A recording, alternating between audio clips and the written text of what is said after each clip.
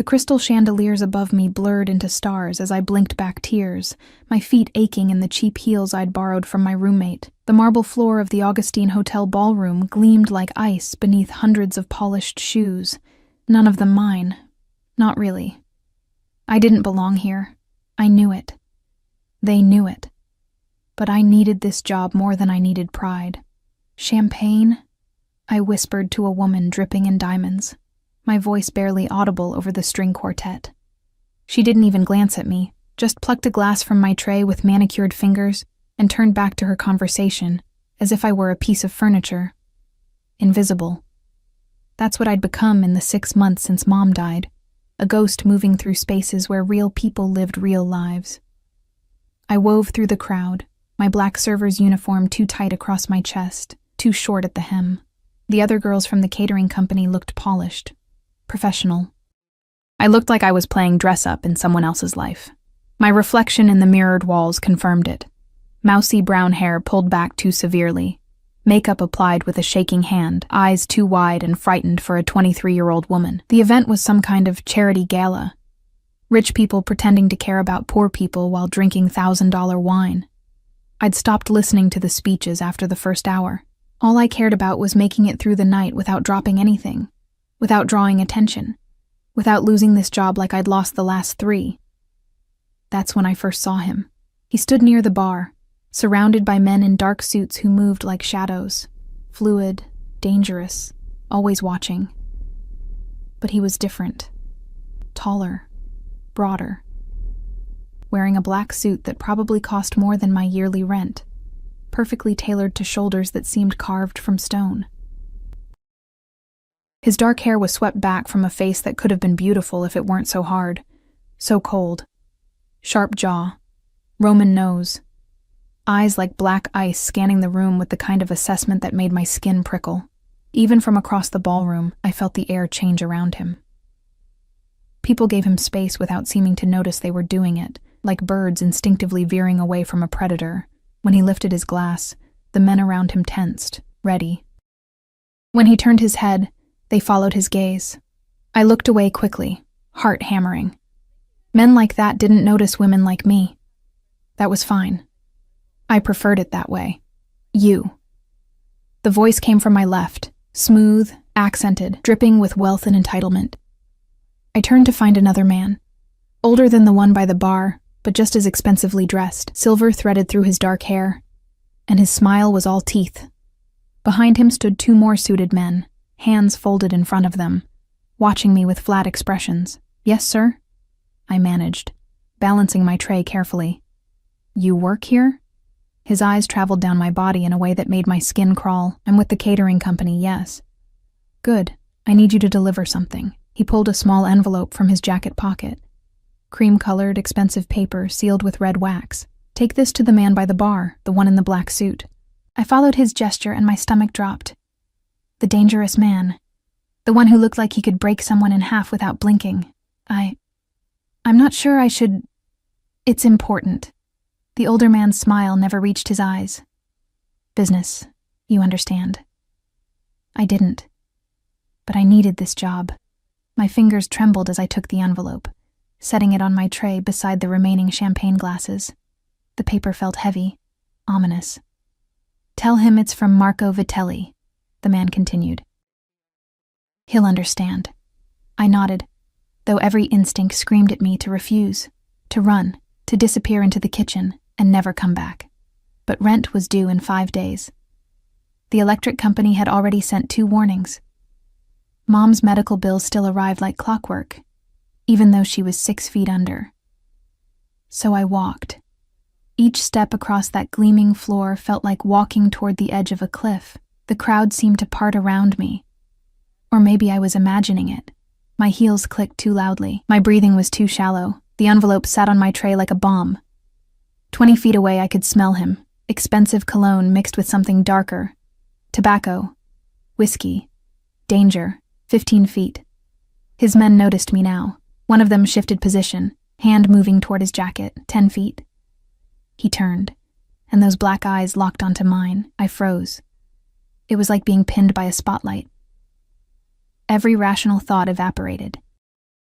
He was more terrifying up close, not because he was ugly, but because he was beautiful in the way a blade is beautiful.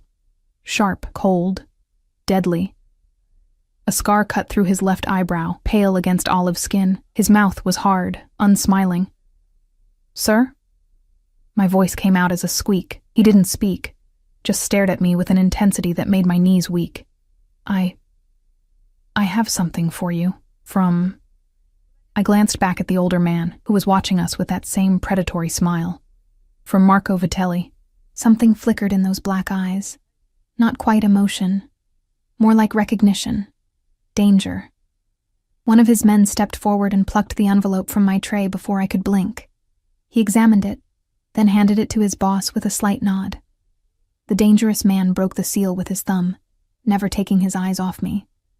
He read whatever was inside in seconds, his expression unchanging. Then he looked at me again, really looked at me this time, like he was memorizing every feature, every flaw, every trembling breath. "Who are you?" His voice was deep, rough, with an accent I couldn't place. Italian, maybe. Russian. Something that spoke of old countries and older violence. "Nobody," I whispered. I work for the catering company. Your name." It wasn't a question. It was a command. And I was too frightened, too exhausted, too broken to do anything but obey. "Emma Chase." "Emma." He studied me for another long moment, and I felt naked under that gaze. Stripped of every pretense, he saw exactly what I was, a scared girl playing at being an adult, drowning in debt and grief, one missed payment away from disaster. Then he dismissed me with a slight turn of his head. I stumbled backward, nearly dropping my tray. One of his men caught my elbow, steadying me or warning me. I couldn't tell which. Then I was moving through the crowd again, my face burning, my hands shaking so badly the remaining glasses rattled. I made it to the kitchen before my knees gave out. Locked myself in the staff bathroom and pressed my forehead against the cool tile, trying to remember how to breathe. What had I just done? What was in that envelope? Why had Marco Vitelli used me as his messenger? Why had that man looked at me like... I couldn't finish the thought. When I finally emerged, my supervisor was waiting with crossed arms and a disappointed expression I'd seen too many times before. "Emma, we need to talk." My heart sank. "You were specifically requested to serve the VIP section," she said, consulting her tablet. "But several guests complained you seemed distracted, nervous.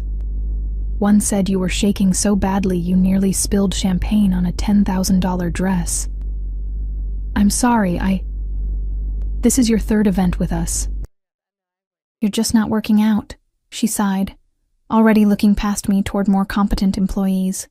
"Finish out the night, collect your pay, but don't come back for tomorrow's booking." Fired. Again. I swallowed the lump in my throat and nodded, because what else could I do? Beg, cry. Explain that I'd just been used as a pawn in something I didn't understand, that the weight of that black-eyed man's stare had rattled me to my core. The rest of the evening passed in a haze. I served drinks, collected plates, avoided looking at anyone directly, especially not toward the bar, where I could still feel those eyes watching me, even when I knew he'd left hours ago. It was past midnight when I finally escaped into the November cold, my thin jacket doing nothing against the wind that whipped off Lake Michigan. The catering company's van had already left, taking the other servers home. I'd missed it while collecting my final paycheck. $300 that would barely cover a quarter of what I owed. The bus stop was 2 blocks away. I started walking, heels clicking on concrete, breath fogging in the freezing air. Chicago at night was a different creature than Chicago by day, darker, sharper, full of sounds that made you walk faster. I was halfway down the second block when I heard the footsteps behind me. My pulse spiked. I walked faster, clutching my purse against my chest. The footsteps matched my pace. Not running, just following. "Emma Chase." I spun around, heart in my throat. Marco Vitelli stood under a streetlight, flanked by his 2 shadows. He looked different out here, away from the chandeliers and champagne. More predatory. His smile was gone, replaced by something colder. "That's quite a mess you've made, sweetheart." I don't understand. I just delivered a message. Did you read it? He stepped closer. No, I would never. Good. Another step. Because if you had, I'd have to kill you right now. The world tilted. This wasn't happening. This was Chicago, not some movie. People didn't say things like that on public streets. But the gun one of his men pulled from his jacket looked very real. You delivered a declaration of war to Dante Moretti, Marco continued conversationally, like we were discussing the weather. One of the most dangerous men in this city. Maybe the most dangerous. And now he's seen your face, knows your name. Dante Moretti. The name sent ice through my veins. I'd heard it before, whispered in the kinds of conversations people stopped when you walked by, connected to violence, to power, to things that happened in shadows. I didn't know, I breathed. Please, I was just doing my job. I didn't. Relax, sweetheart. Marco's smile returned, sharp as broken glass. I'm not going to kill you. You're much more useful alive. He gestured, and one of his men grabbed my arm in a grip that would leave bruises. What are you doing? Let me go. Can't do that. You see, Moretti doesn't accept challenges lightly. He'll come looking for answers, for leverage. And you. Marco tilted his head, studying me like a bug under glass. You're the perfect bait. I tried to scream, but a hand clamped over my mouth. They dragged me toward a black car idling at the curb, and I fought with everything I had, kicking, twisting, biting down on the fingers against my lips until I tasted blood. It wasn't enough. The car door opened like a mouth, and they shoved me inside. I landed hard on leather seats, my head cracking against the opposite door. Stars exploded across my vision. Nothing personal, Marco said, sliding in beside me. Just business. The door slammed shut.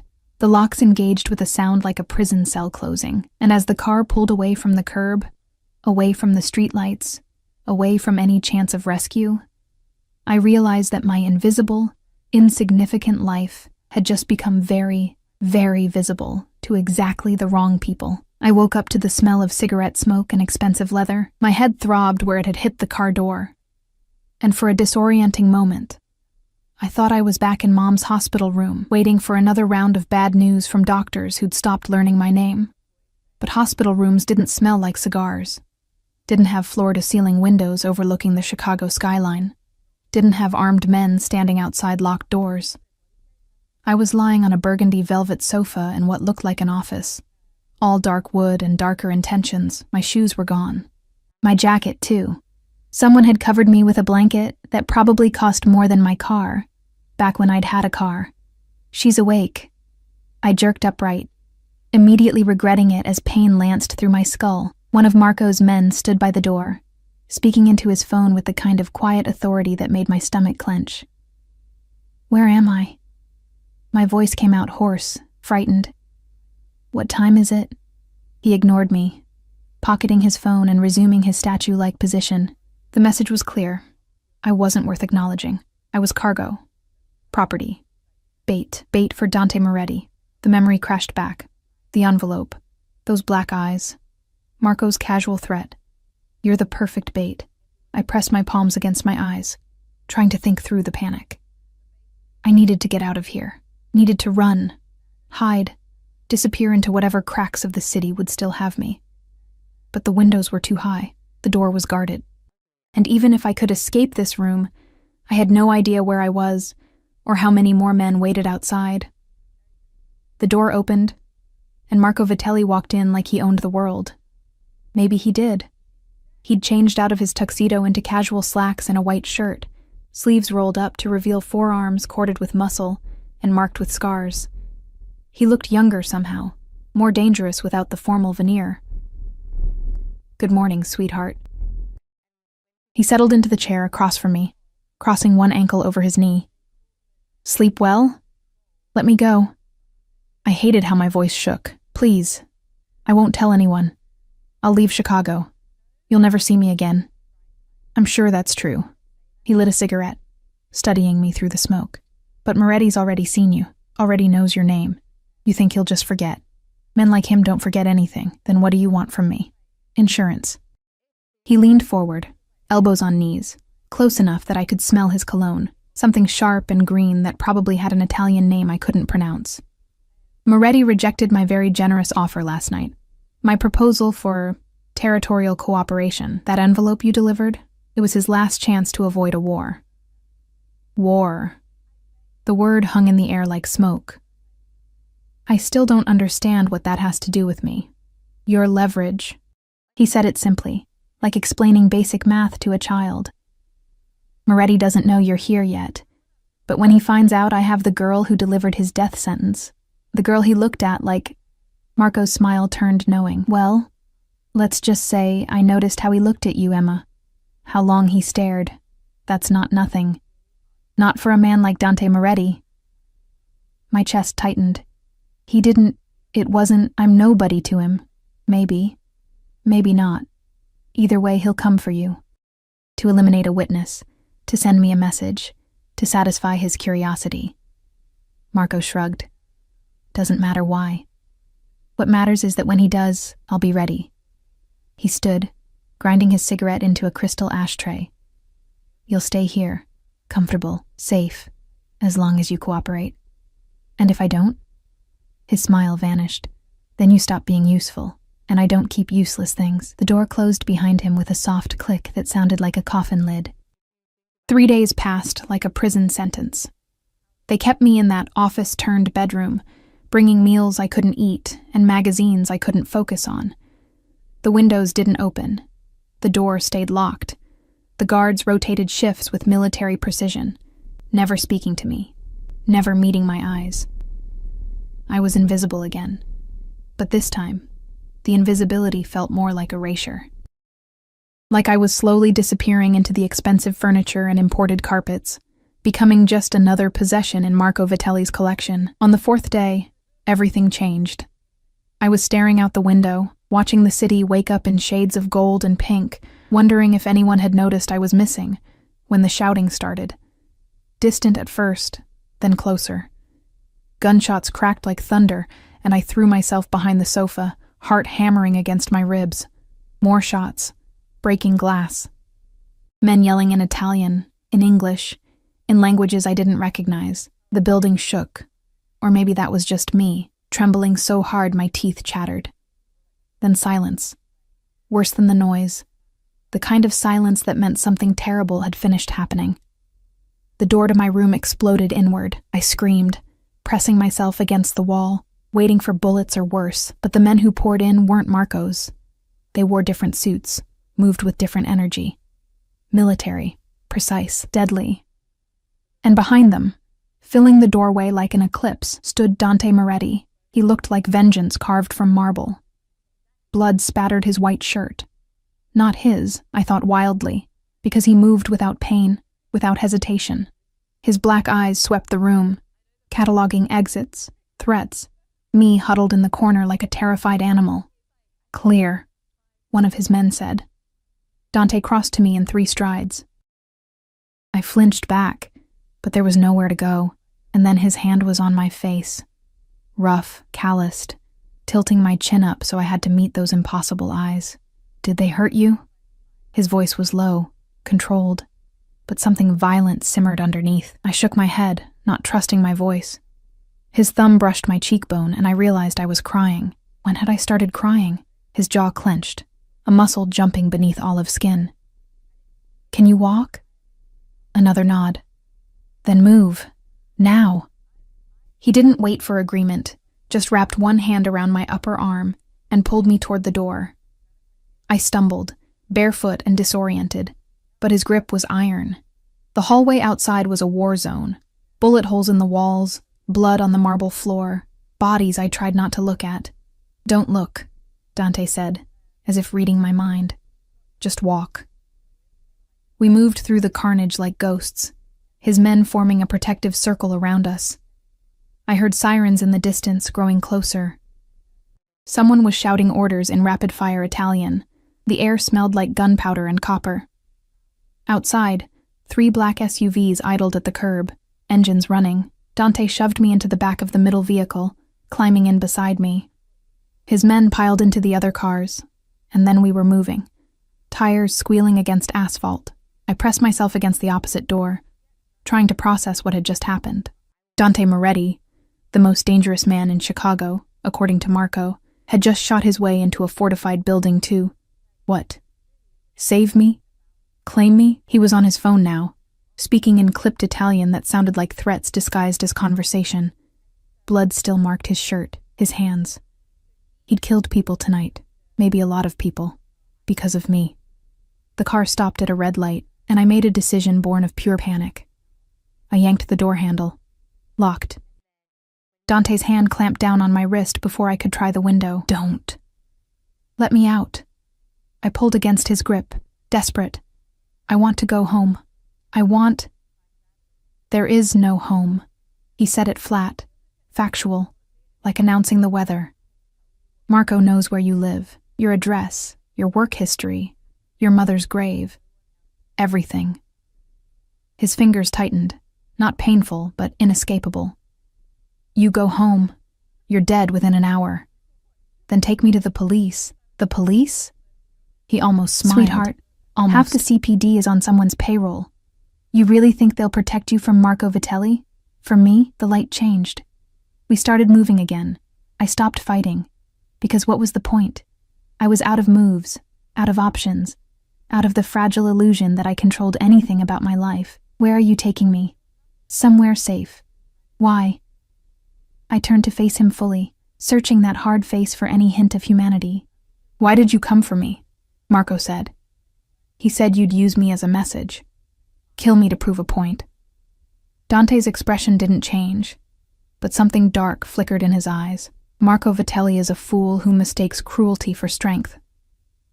He released my wrist, leaving red marks I'd feel for days. You delivered his declaration of war. That makes you his messenger. Under the old codes, messengers are protected. Old codes, I repeated numbly. Rules. Even monsters have rules. He pulled out another phone. This man seemed to have an endless supply. And typed something one-handed. You'll stay with me until this is resolved. Resolved? What does that mean? It means Marco dies, or I do. He said it like discussing dinner plans. Either way, you'll be free. The SUV pulled into an underground garage, fluorescent lights flickering overhead. We descended deeper into the earth, past rows of expensive cars, until we reached a level marked private. The vehicle stopped in front of an elevator flanked by 2 more armed men. Dante climbed out, then waited, actually waited for me to follow. Like I had a choice. Like this was anything other than trading one prison for another. The elevator required a key card and a fingerprint. It rose so smoothly I barely felt the movement, my ears popping as we climbed floor after floor. When the doors opened, I stepped into a penthouse that made Marco's office look like a motel room. Windows wrapped around 3 walls, offering a panoramic view of Chicago at dawn. The floors were dark hardwood, the furniture all clean lines and muted colors. Art I didn't recognize hung on the walls. Probably originals, probably worth more than I'd make in 10 lifetimes. This way. Dante led me down a hallway to a bedroom that was bigger than my entire apartment. King-sized bed, walk-in closet, bathroom with a tub that could fit 3 people. Everything in shades of cream and gold that somehow didn't feel warm. You'll stay here, he said, gesturing around like he was showing me a hotel room, not a gilded cage. There are clothes in the closet. My assistant will bring more in your size tomorrow. Don't try to leave. The elevator won't work without authorization, and the stairwells are monitored. So I'm a prisoner? You're protected. He moved closer, and I forced myself not to retreat. There's a difference. Is there? For the first time since the ballroom, something almost like interest crossed his face. You're not what I expected. What did you expect? Fear. Gratitude. Tears. His head tilted slightly, studying me. You're frightened, but you're angry too. That's unexpected. I laughed, a sound with no humor in it. My mom died 6 months ago. I've been fired from 7 jobs. I'm drowning in medical debt. And now I'm caught in a war between 2 criminals because I delivered the wrong envelope. I met his eyes, refusing to look away. Anger is all I have left. Something shifted in his expression. Not softness exactly, but recognition. like he understood what it meant to have nothing left but rage. "Get some rest, Emma Chase." He turned toward the door. "Tomorrow, we'll talk about what happens next. Will you answer my questions?" He paused in the doorway. "Depends on the questions." "Why did you look at me like that, at the gala? Like you?" I couldn't finish. Couldn't name what I'd seen in those black eyes. Dante was quiet for so long, I thought he wouldn't answer. Then, "Because you reminded me of someone. Someone I failed to protect." "Who?" But he was already gone, the door closing with a soft click that sounded too much like all the other doors that had closed in my life. Final, absolute, leaving me alone in another beautiful room that felt like a tomb. I sank onto the bed, still wearing my ruined server's uniform, and finally let myself cry, not for what had happened, but for what was coming. Because men like Dante Moretti didn't save people out of kindness. They collected debts, demanded payment, and whatever price he'd eventually ask, I knew I couldn't afford it. Outside the windows, Chicago blazed with morning light, indifferent and eternal. Inside this golden cage, I was already learning to recognize the sound of my own heartbeat, fast, frightened, furious, and the heavier, slower rhythm of footsteps in the hallway beyond my door. Watching, waiting, protecting or possessing, I couldn't tell which. Maybe there was no difference after all. I didn't sleep.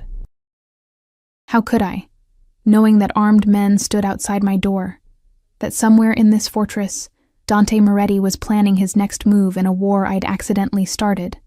Instead, I paced the length of the bedroom until my bare feet ached, then stood at the windows watching the city transform from dawn to daylight. From up here, Chicago looked beautiful, clean, safe. The people moving through the streets below had no idea what happened in penthouses and warehouses, in the spaces between legal and lethal.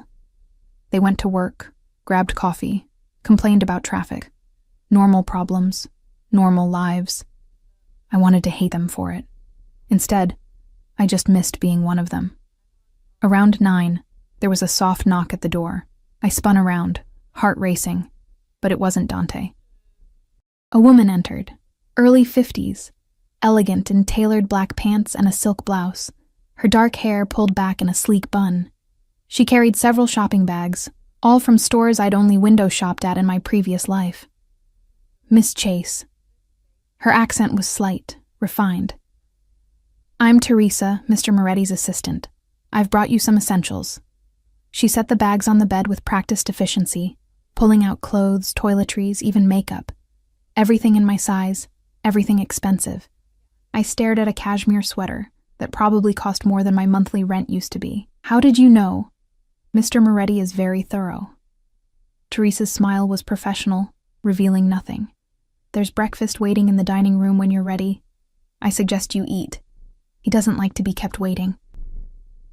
She left before I could ask what he wanted, closing the door with that same soft click that was starting to drive me insane. I showered in the obscenely luxurious bathroom, scrubbing away 4 days of fear and captivity until my skin turned pink. The hot water felt like a small rebellion, wasting his resources, taking up his time. Petty, maybe, but it was all the power I had. The clothes fit perfectly. Dark jeans that actually flattered instead of hanging loose, a cream-colored sweater soft as a cloud. Even underwear in the right size, which should have been humiliating but mostly just felt inevitable. Dante Moretti knew everything about me. Privacy was another illusion I'd lost somewhere between the ballroom and this cage. I found the dining room by following the smell of coffee. Rich and dark, nothing like the instant powder I'd survived on for months. The space was all windows and white marble, dominated by a table that could seat 12. Only 2 places were set. Dante sat at the head, reading something on a tablet, still wearing last night's blood-spattered shirt. He'd rolled the sleeves higher, and I could see more scars on his forearms, some old and faded, some newer, pink and angry. A roadmap of violence. He looked up when I entered, those black eyes tracking my movement across the room. "You slept." It wasn't a question, but I answered anyway. "No." "Smart." He gestured to the chair on his right. "Sit." I wanted to refuse on principle, but the food spread across the table made my stomach growl traitorously. Fresh fruit, pastries, eggs, bacon. More food than I'd seen in one place since Mom got sick, and grocery shopping became a luxury I calculated to the penny. I sat, started filling my plate with shaking hands. "Eat slowly," Dante said, not looking up from his tablet. "You'll make yourself sick." Shame burned through me, but he was right. I forced myself to take small bites, to chew properly, even though everything tasted like heaven, and my body screamed for more, more, more. We ate in silence for several minutes. He seemed content to ignore me, scrolling through what looked like financial reports. Numbers I couldn't decipher, columns that probably represented money I couldn't imagine. This was his world. Power measured in digits, influence bought and sold like commodities. "You have questions," he said finally, setting down the tablet. "Ask." I swallowed a bite of croissant. "Why am I really here? I told you. You told me about old codes and protection." "I don't believe you." I met his eyes, forcing courage I didn't feel. "Men like you don't rescue people out of honor." "So what do you want from me?" His expression didn't change, but something almost like approval flickered across his face. "You're right. Honor is a luxury I can rarely afford." He leaned back in his chair, studying me like I was a puzzle he hadn't quite solved. "The truth? Marco used you to declare war. That makes you a symbol, and symbols have power. I'm not a symbol. I'm a person. In my world, there's no difference."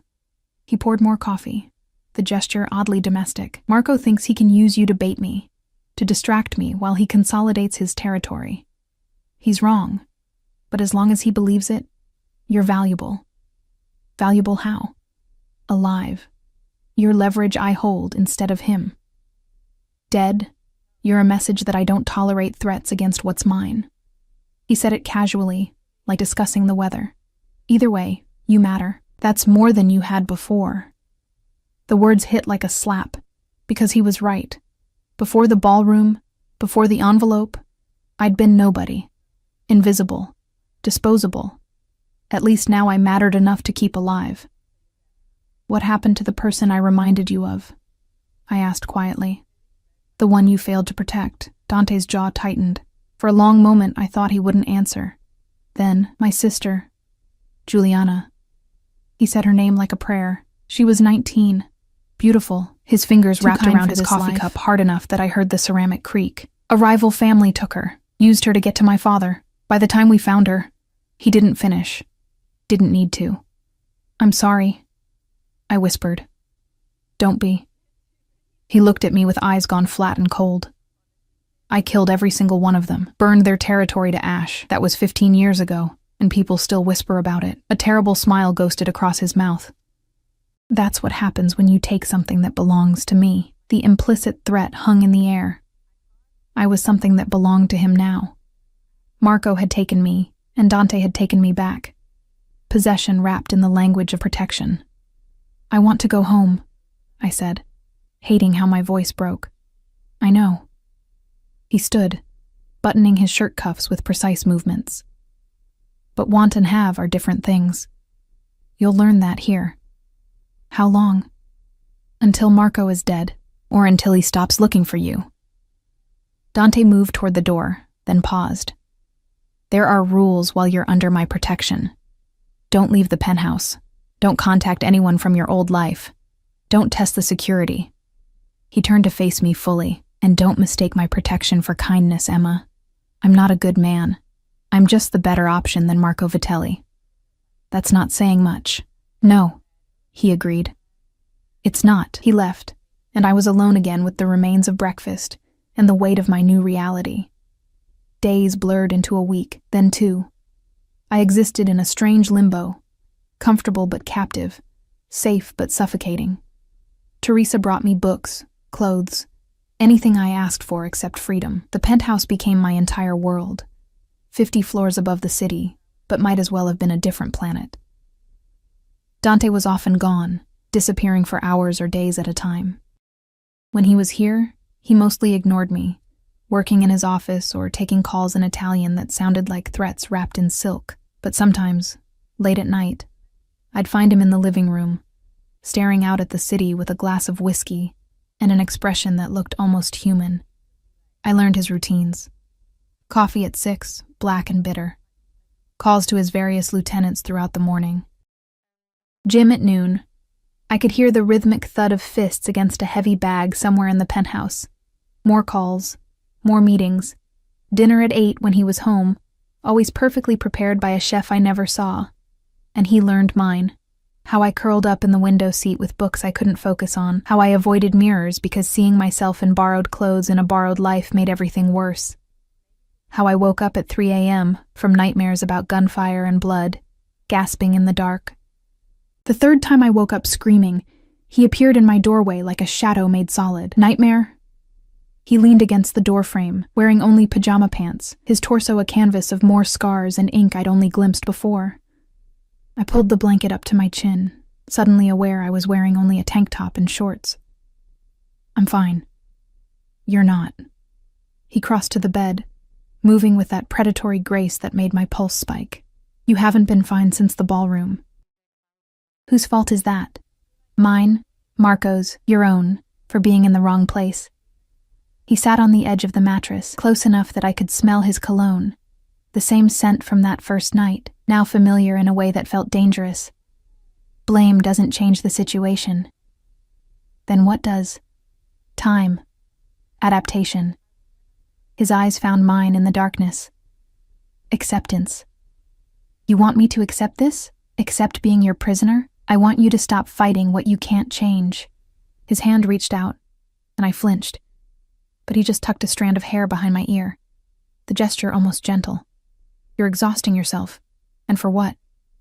Tears burned behind my eyes. I had a life. It wasn't much, but it was mine. That life is gone, Emma. Mourn it if you need to, then move forward. Forward to what? I demanded.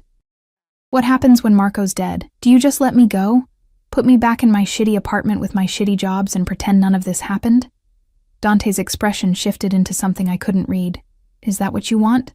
I want to not be a pawn in your war. I want to matter because I'm a person, not because I'm useful. The words came out harsh, raw. I want someone to see me as more than leverage, or a symbol, or a fucking mistake. I see you. The words hung between us, weighted with meaning I didn't dare examine. His hand was still in my hair, thumb brushing my temple in a rhythm that matched my racing heartbeat. You see a problem to solve, I whispered. Maybe at first. His voice dropped lower, rougher. Not anymore. I should have pulled away, should have reminded him, reminded myself, that this was Stockholm Syndrome. That captivity bred false intimacy, that he was a monster who'd killed for less than looking at him wrong. But I didn't move. Couldn't move. Because for the first time in 6 months, someone was really looking at me. Not through me. Not past me. At me. This is a mistake, I breathed. Yes. He leaned closer, and I could feel the heat of him, the danger. But I've made worse. His phone buzzed. Then again. Then started ringing with an urgency that shattered the moment like glass. Dante pulled back, his expression shuddering. He checked the screen, and something dark crossed his face. Get dressed. Now. What's wrong? Marco knows you're here. He was already moving toward the door. All business again. He's making a move tonight. You need to be ready. Ready for what? He paused in the doorway, backlit by the hallway light, looking every inch the dangerous man he was. For war, Emma. The kind you can't hide from anymore. Then he was gone, shouting orders in Italian, and the penthouse exploded into controlled chaos.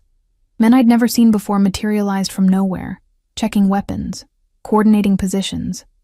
The safe haven I'd grown reluctantly accustomed to, transformed into a fortress under siege. I dressed with shaking hands, jeans, boots, the warmest sweater I had. If we had to run, I wanted to be ready. If we had to fight, no. I couldn't think about that. Teresa appeared, pressing something cold and heavy into my hands. A phone. What? Memorize this number. She pointed to a contact labeled simply D. If you get separated from Mr. Moretti, you call this, only this. Understand? I nodded, pocketing the phone. Good girl. She squeezed my shoulder once, the first real warmth anyone had shown me in this place. Stay close to him. He'll keep you safe. How do you know? Her smile was sad, knowing. Because I've worked for Dante Moretti for 20 years, and I've never seen him look at anyone the way he looks at you. Before I could process that, before I could ask what she meant, an explosion shook the building. The windows rattled, alarms screamed, and somewhere in the chaos Dante was shouting my name. The explosion came from below, a deep, rumbling boom that felt like the building's bones were breaking. I stumbled, catching myself against the doorframe as Teresa pushed me forward. "Move!" she shouted over the alarms. The hallway was chaos, men running with weapons drawn, barking orders in Italian and English. Smoke curled up from somewhere beneath us, acrid and choking. My eyes watered, my lungs burned, but Teresa's hand on my back kept me moving forward. Dante appeared through the smoke like an avenging angel, or a demon, depending on your perspective. He'd changed into all black, a gun holstered at his hip, another in his hand. Blood streaked his cheek from a cut I hadn't seen him get. "Emma." His voice cut through the noise. "Come here now." I didn't hesitate. Whatever else he was, right now he was safety. I ran to him, and his arm locked around my waist, pulling me against his side. "Basement's compromised," one of his men reported.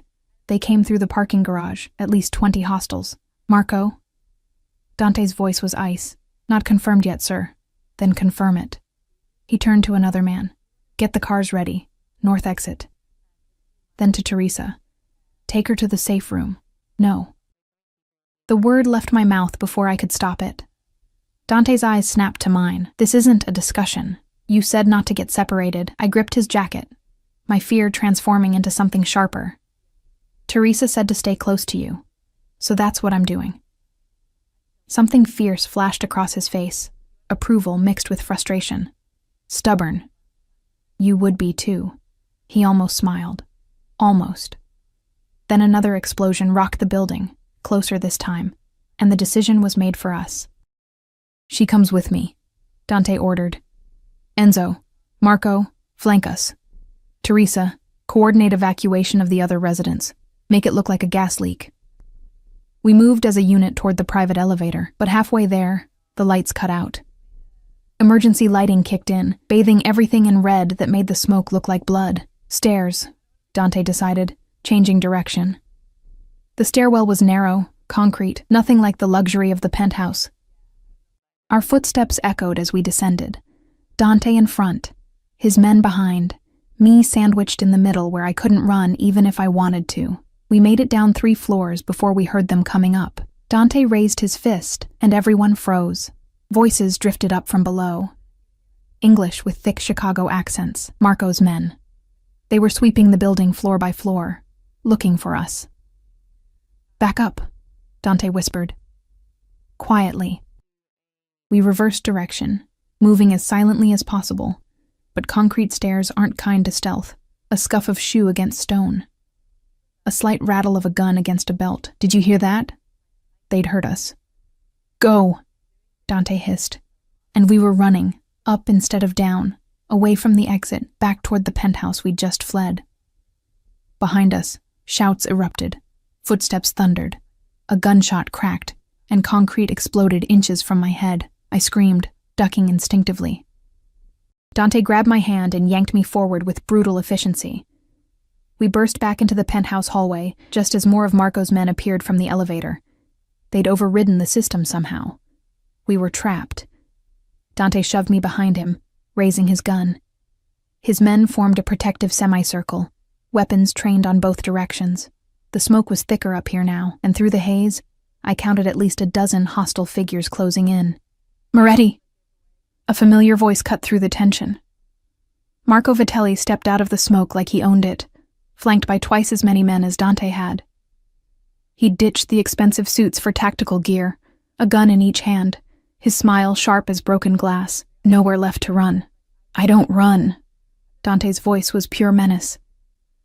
"You should have remembered that before you came to my home." "Your home?" Marco laughed. "This is Chicago, not Sicily. You don't get to claim territory like some feudal lord."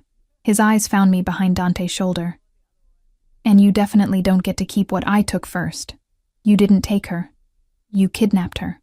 Dante shifted slightly, blocking me more completely from view. "There's a difference. Semantics. Marco raised one gun, pointing it casually at Dante's chest. Either way, she's coming with me, along with your head, which I'm going to mount on my fucking wall. The air crystallized with violence about to break.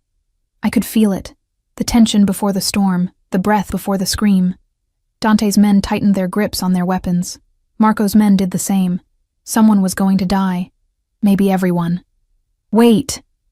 I pushed past Dante's protective stance before he could stop me, stepping into the no man's land between the two factions. Wait, please, Emma, get back here. Dante's voice was a growl of barely restrained fury. I ignored him, focusing on Marco. You said I was useful alive. You said I was leverage. I still am, but not like this.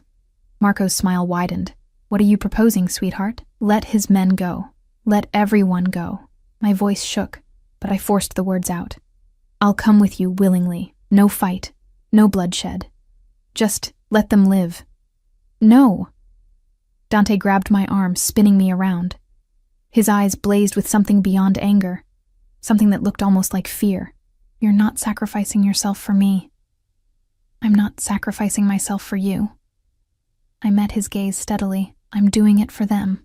I gestured to his men, these strangers who'd protected me simply because he'd ordered it, and for Teresa, and for everyone else in this building who's going to die if this turns into a war zone. Noble, Marco observed. Stupid, but noble. Unfortunately, I don't make deals with livestock. He pulled the trigger. Everything slowed. I saw the muzzle flash, saw Dante's eyes go wide, saw him move, not away from the bullet, but toward me, his body becoming a shield. The impact drove us both to the ground. I landed hard, Dante's weight crushing the air from my lungs. Hot liquid spattered across my face, my neck, blood. His blood. No, no, no. I tried to push him off, to see where he was hit, but he was already moving, rolling us behind a marble pillar as more gunshots erupted. The penthouse became a battlefield, the carefully cultivated elegance shattered under bullets and blood. Glass exploded, walls splintered, men screamed and fell and died, and Dante kept himself between me and every bullet, his breathing harsh in my ear, his hand pressed against my head to keep me down. You stupid bastard, I sobbed. You're bleeding. Shoulder. I'm fine. He wasn't fine. I could feel the blood soaking through his shirt, hot and sticky. Stay down. You're going to die protecting me. Better me than you. He said it simply, like it was obvious. Like his life meant less than mine when we both knew that was insane. The firefight lasted maybe 3 minutes. Maybe 3 hours. Time stopped meaning anything in the smoke and chaos, but eventually, the gunfire slowed, stopped. Dante's men had driven Marco's back, or killed them. I didn't want to know which. Sir! One of Dante's lieutenants appeared through the smoke. North stairwell is clear. We need to move now. Dante tried to stand, swayed, and I caught him before he fell. For the first time, I saw genuine pain cross his face. I'm getting you out of here, I said, wrapping his uninjured arm around my shoulders. Don't argue. Wasn't going to. He leaned heavily on me, and I staggered under his weight but held firm. We made it to the stairwell, down 6 flights while Dante bled and breathed in ragged gasps. His men surrounded us, checking corners, clearing the way. By the time we reached the garage, he'd left a trail of red behind us. 2 armored SUVs waited, engines running. Enzo pulled open the back door, and I helped Dante inside before climbing in after him. The vehicle lurched forward before the door even closed, tires screaming against concrete. Hospital, I demanded. No hospitals. Dante's eyes were half closed, his face pale beneath olive skin. Marco owns half the doctors in this city. Then where? Safe house, 20 minutes. He leaned his head back against the seat, breath coming shallow. I've survived worse. I grabbed his face, forcing him to look at me. Don't you dare die on me, not after everything. His hand covered mine, blood slick and trembling. Worried about me, Emma? Yes, you idiot. Tears streamed down my face. Yes. Good. His thumb brushed my cheek, smearing his blood across my skin. That's good. His eyes closed. Dante. I shook him, panic clawing through me. Dante, stay awake. Still here. But his voice was fading, his grip on my hand loosening. Just tired. Drive faster, I screamed at Enzo. The city blurred past the windows. Red lights, we ran them. Traffic, we forced through it. Every second felt like an eternity while Dante's breathing got shallower, his skin colder. I'd watched my mother die over months of slow deterioration. This was different. Sharp, immediate, terrifying in its speed. I pressed my hands against his shoulder wound, trying to slow the bleeding, but it seeped through my fingers like his life was draining away, and I couldn't stop it. You don't get to die, I told him fiercely. You hear me? You saved me. Multiple times. You protected me when you didn't have to. You looked at me like I was real, like I mattered. You don't get to do all that and then just die. His eyes cracked open, focusing on me with effort. Emma, save your strength. No, listen. He coughed, and blood flecked his lips. If I don't make it, you're making it. Teresa has instructions, money, new identity. You disappear somewhere Marco will never find you. I don't want your money. I want you to shut up and breathe. He almost smiled. Bossy. You made me that way. The SUV screeched to a stop in front of a nondescript building in a neighborhood I didn't recognize. Men poured out. More of Dante's people, including a woman with a medical bag who took one look at him and started barking orders. They carried him inside, up to a third-floor apartment that had been converted into a makeshift surgical suite. I tried to follow, but someone held me back.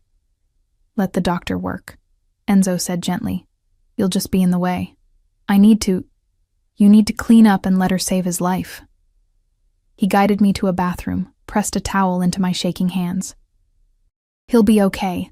The boss is too stubborn to die. I stared at my reflection in the mirror. Blood everywhere, in my hair, on my face, soaking my sweater. Dante's blood. The man who'd kidnapped me, imprisoned me, and then thrown himself in front of a bullet meant for me. The man who'd looked at me like I was more than invisible. More than a problem. More than leverage in a war, like I was someone worth dying for. I cleaned up mechanically, washing away the blood, changing into clothes someone provided. Then I sat in the hallway outside the surgical room, knees pulled to my chest, and waited. Hours passed. The doctor emerged twice for supplies, her expression grim but focused. Enzo brought me coffee I didn't drink.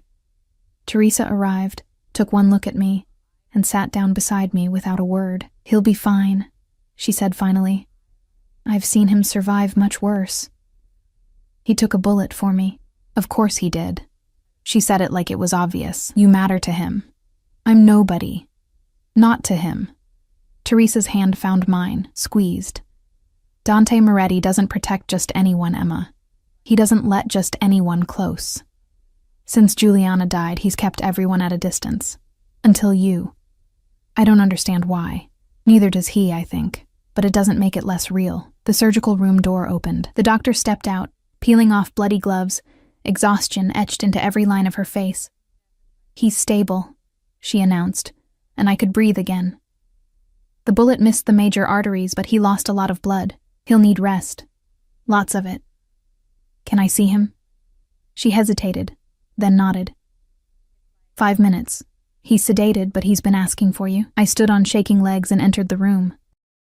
Dante lay on a hospital bed that looked too small for his frame, bandages wrapped around his bare shoulder and chest, an IV in his arm.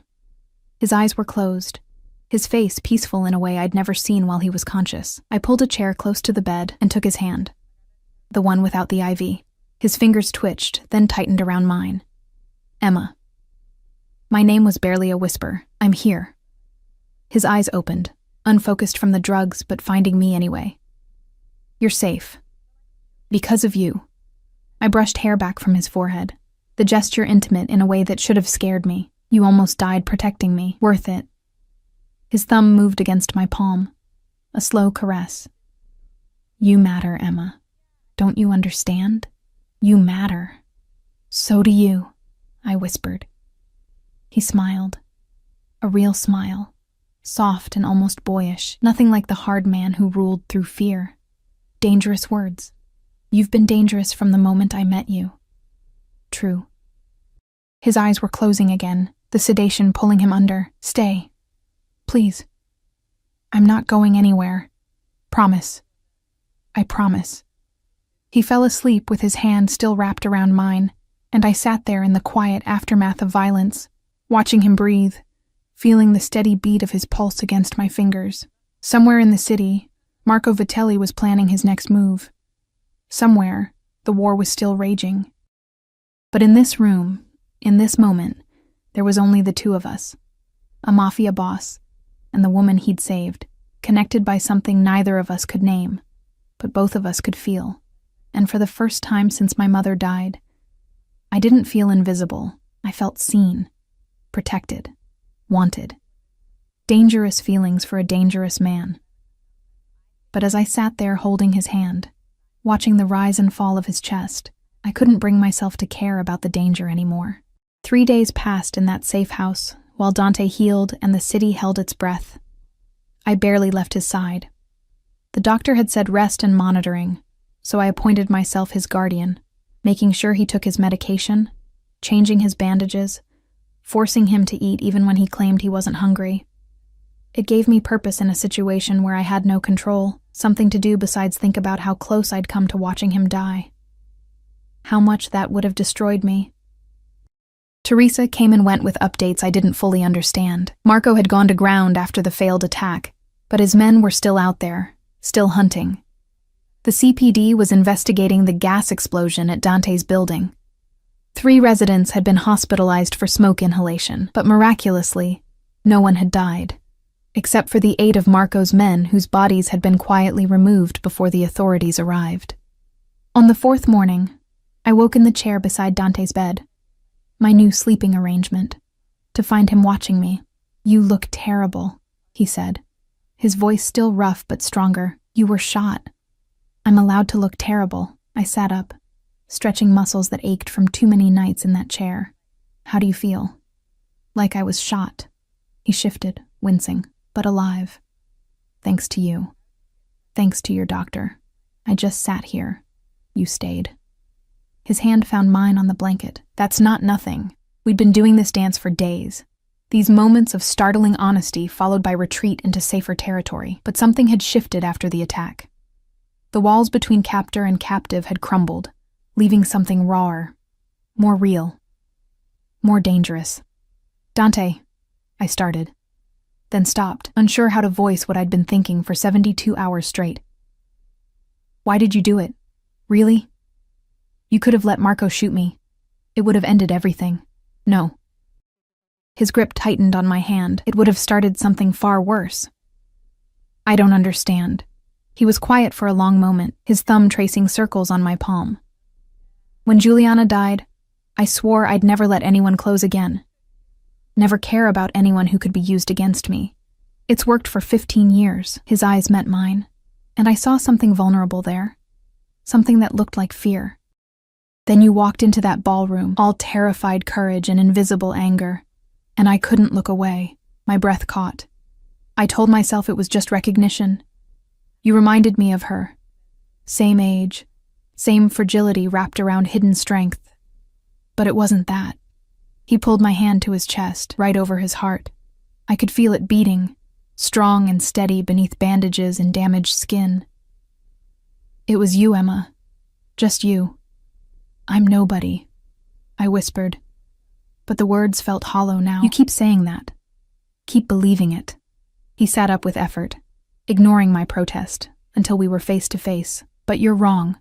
You delivered a declaration of war to the most dangerous man in Chicago without flinching. You offered yourself to Marco to save my men.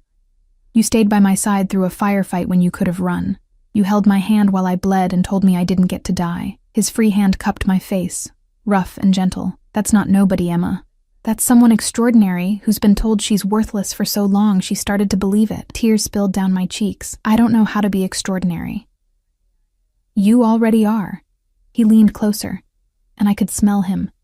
Antiseptic and blood and that cologne that had become synonymous with safety. The question is whether you'll let yourself believe it, and if I do, my voice broke. What then? You're still a Mafia boss. I'm still the girl who got caught in your war. We're still impossible. Maybe. His forehead touched mine, and I felt the tremor in his breath. Or maybe impossible is just another challenge to overcome. That's insane. Most of my life is insane. He smiled, and it transformed his face into something almost boyish. What's one more impossibility? I should have pulled away. Should have reminded us both about Stockholm Syndrome and power imbalances, and all the very good reasons why falling for your captor was a terrible idea. Instead, I kissed him. It was soft at first, tentative, testing. His lips were warm despite the pallor of blood loss, and he tasted like the coffee I'd forced on him an hour ago. For a heartbeat, he froze, surprised, then his hand slid into my hair, and he kissed me back like I was air, and he'd been drowning. The kiss deepened, became something desperate and hungry. Weeks of tension, of fear, of denying what had been building between us exploded into this moment. His good arm wrapped around my waist, pulling me closer despite his injuries. I tried to be careful, tried not to hurt him, but he made a sound low in his throat that had nothing to do with pain. Emma. My name was a prayer on his lips. If we do this, there's no going back. I don't want to go back. I kissed him again, tasting the truth in my own words. I don't want to be invisible anymore. I don't want to be afraid. I just want... What? His hand cradled my face like I was something precious. What do you want? You. The admission felt like jumping off a cliff. I want you. Even though it's crazy, even though you're dangerous and impossible and I should run as far and fast as I can, I want you. His smile was pure male satisfaction. Then you have me. A knock on the door shattered the moment. We pulled apart as Enzo entered, his expression grim. Boss, we have a problem.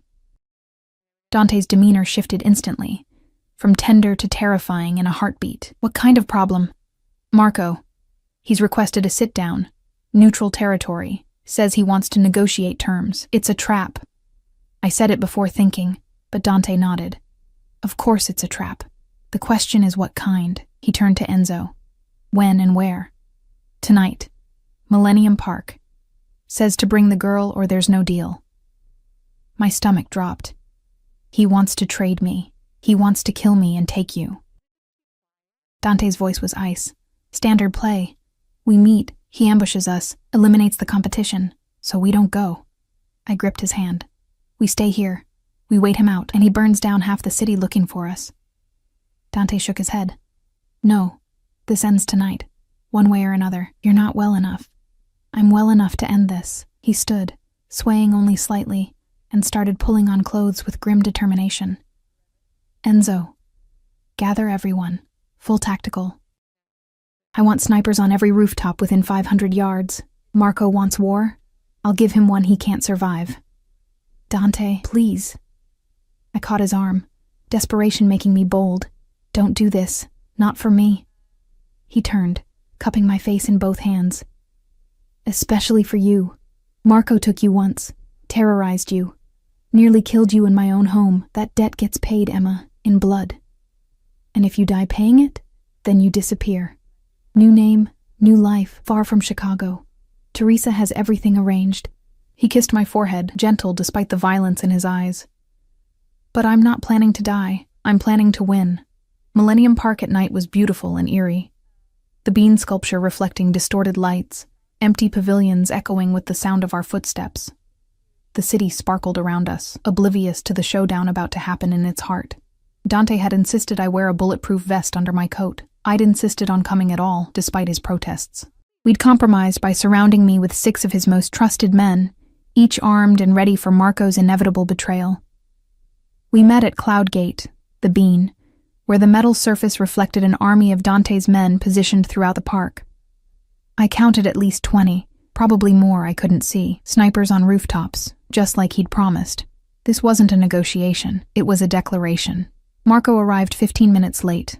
A power play. He had fewer men visible, but I didn't trust that. He was too confident, too relaxed for someone walking into enemy territory. Moretti? Marco's smile was all teeth. You look like shit. Bullet wound treating you well? Better than you'll be treating your funeral. Dante stood straight despite the pain I knew he was in. You wanted to talk. Talk. Simple terms. Marco's eyes slid to me, and I felt Dante tense beside me. You give me the girl. I give you your life. You leave Chicago. I take your territory. Clean. Easy. Counter-proposal. Dante's voice was dead calm. You leave Chicago in the next 6 hours or I kill you and everyone you've ever loved. Clean. Easy. Marco laughed. You don't have the numbers for that anymore. I've been recruiting while you've been playing nurse to your little pet. Numbers don't mean much when you have the right leverage. Dante pulled out his phone, tapped something, and turned the screen to face Marco. The color drained from Marco's face. I couldn't see what was on the screen, but Marco's reaction told me everything. You're bluffing. Am I? Dante pocketed the phone. Your daughter. Maria, isn't it? 17. Safe at that private school in Connecticut, except she's not there anymore, is she? My men picked her up 3 hours ago. She's comfortable, unharmed, watching movies in a secure location. His smile was a blade, exactly like you did with Emma. Except Emma was innocent. Your daughter? She's leverage. Just like you taught me. You son of a bitch. Marco's hand moved toward his gun. 20 red dots appeared on his chest, laser sights from snipers I couldn't see. I wouldn't. Dante's voice dropped to a lethal purr. I've got 50 men in this park, Marco, all of them ready to end you. The only reason you're still breathing is because I'm giving you a choice. What choice? Leave, tonight. Take your men, leave Chicago, and never come back. Do that, and your daughter goes home safe tomorrow morning. Dante stepped closer, and I saw Marco actually flinch. Or stay, and find out what happens when you take something that belongs to me. The air crystallized with tension. Marco's men shifted nervously. Dante's remained perfectly still, waiting for the order. You've gone soft, Marco spat. Over some worthless girl. Your father would be ashamed. My father is dead. I killed him myself for less than what you've done. Dante's hand found the small of my back. Possessive, protective. And Emma isn't worthless. She's mine. That makes her the most valuable thing in this city. Something in Marco's expression crumbled. He'd lost, and he knew it. The bluff, the bravado, the attempted power play, all of it meaningless against Dante's absolute certainty. 6 hours, Marco said finally, defeated. 4. I'm feeling generous. Dante's smile was cold. And Marco? If I ever see you again, if I ever hear you're within 100 miles of Chicago, your daughter dies slow. Understood? Marco nodded once, sharp and bitter, then turned and walked away. His men followed, their guns lowering, their shoulders slumped. We'd won. I waited until they were out of sight before I let myself breathe. Did you really kidnap his daughter? Of course not. Dante guided me toward the waiting SUVs. Maria's at school, safe and clueless. But Marco doesn't know that. Won't risk calling the bluff when his own tactics are used against him. You lied. I protected what's mine. He stopped, turning to face me fully. I would do far worse to keep you safe, Emma. Lie, cheat, kill. Whatever it takes. That should terrify me, does it? I thought about it. Really thought about the man standing before me. Dante Moretti, Mafia boss, killer, criminal. The man who'd taken a bullet for me, who'd declared war to protect me, who looked at me like I was the answer to a question he'd been asking his whole life. No, I said finally. It doesn't. Maybe it should. But it doesn't. His expression softened into something I'd only glimpsed in private moments. Then come home with me. Not as a captive. Not as leverage. As mine. You're what? Whatever you want to be. My woman. My partner. My reason for being less of a monster. He pulled me close, careful of his injuries, his forehead resting against mine. I'm not good, Emma. I'll never be good. But I can be better. For you. I kissed him there in the shadow of the bean, in the heart of the city that had tried to break us both, and I felt something click into place. This was insane. Impossible. a fairy tale written in blood and bullets. But it was mine. "Take me home," I whispered against his lips. "Which one?" His smile was soft, genuine. "I have several. Whichever one has you in it." 6 months later, I stood in the window of Dante's rebuilt penthouse, our penthouse now, watching the city wake up in shades of gold and pink, the same view I'd stared at as a captive. But everything was different now. I was different. The medical bills were gone, paid off within a week of Marco's exile. My mother's grave had a proper headstone now, white marble with fresh flowers delivered weekly. I'd gone back to school, business management, because Dante's empire needed someone who understood numbers, and I'd discovered I was good at it. I wasn't invisible anymore, wasn't nobody. I was Emma Moretti. The name change had happened 3 months ago in a private ceremony with just Teresa and Dante's inner circle. Not a traditional wedding, but then nothing about us was traditional. Arms wrapped around my waist from behind, and I leaned back into Dante's warmth. His shoulder had healed, leaving another scar to add to his collection. He wore them like medals, proof of survival. "Morning," he rumbled against my neck. "Morning." I turned in his embrace, studying his face in the early light. Still hard, still dangerous, but softer around the edges when he looked at me. "Teresa called. She needs us at the office by 10. We have time." His hand slid under my silk robe, one of dozens he'd bought me, each more expensive than the last. "I can think of better ways to spend the morning than spreadsheets," I laughed, swatting his chest. "You're insatiable. Only for you." He kissed me slow and deep, and I felt the truth of it in every touch. Dante Moretti loved me, fiercely, possessively, absolutely. And I loved him the same way, despite everything logic said about Stockholm Syndrome and power imbalances. Some loves were too big for logic. The news played on the TV in the background. Something about a major gang bust in New York. Arrests made. Territory seized. Marco Vitelli's name appeared in the ticker. He'd tried to establish himself in new territory and failed spectacularly. "You knew," I said, pulling back to look at Dante. "You knew he'd fail in New York. I may have made some calls, informed some people about his presence, suggested he might be vulnerable." Dante's smile was sharp. "I said I'd kill him if he came back to Chicago. Didn't say anything about making his life hell everywhere else. That's terrible. That's justice." He kissed my forehead. "He terrorized you, nearly killed us both. He doesn't get to be comfortable anywhere." I should have argued, should have said something about mercy, about moving on, but the truth was, I'd become someone who understood that some debts could only be paid in suffering. The world Dante lived in, the world I lived in now, didn't allow for half measures. "Come on." I pulled him toward the bedroom. "If we're going to be late anyway, might as well make it worth it." His laugh was low and wicked. "I've created a monster. You created your equal." I kissed him, fierce and claiming. "That's different." Later, as we lay tangled in silk sheets, Dante's fingers traced patterns on my bare shoulder. "Do you regret it? Any of it? Being kidnapped, being used as bait, nearly dying multiple times?" I pretended to consider. "Those parts weren't great, Emma." I looked up at him, at this impossible man who'd stolen me from one life and given me another. "No, I don't regret it. How can I regret what led me to you?" "That's insane. Most of my life is insane now."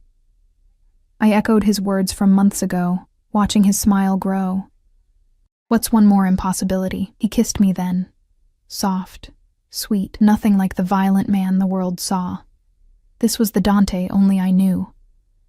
The one who brought me coffee exactly how I liked it, who read to me in Italian when I couldn't sleep, who held me through nightmares and promised safety he'd kill to maintain. The monster who'd become my salvation.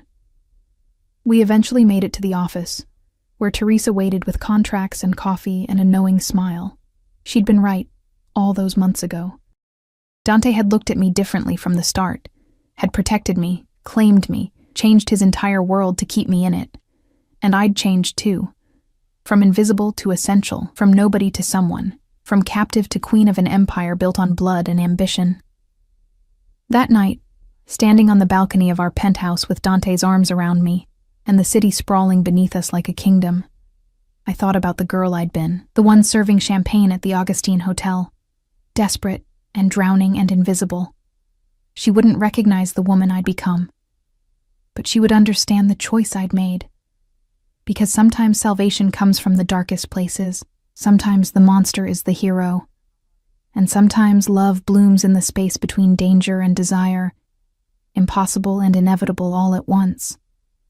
"What are you thinking?" Dante asked, his chin resting on my shoulder. "That I'm happy." The truth of it surprised me. After everything, Mom dying, losing jobs, being kidnapped, shot at, nearly killed, I'm actually happy. Good. His arms tightened. "Because you're stuck with me now. No escape, no freedom. Just this." "Just this," I agreed, turning to kiss him as the city lights blazed around us. And in the distance, sirens wailed. The soundtrack of Chicago, of danger, of the life I'd chosen. But up here, in Dante's arms, in our fortress above the city, I was safe. I was seen. I was loved. The Mafia boss had rejected me once, in that moment when he could have claimed me at the ballroom. Had let Marco take me first, but he'd come for me anyway, saved me, changed me, made me his in every way that mattered, and I'd claimed him right back, the monster, the protector, the impossible man who'd taught me that being nobody was a choice, not a destiny. I chose to be somebody. I chose him. I chose this life.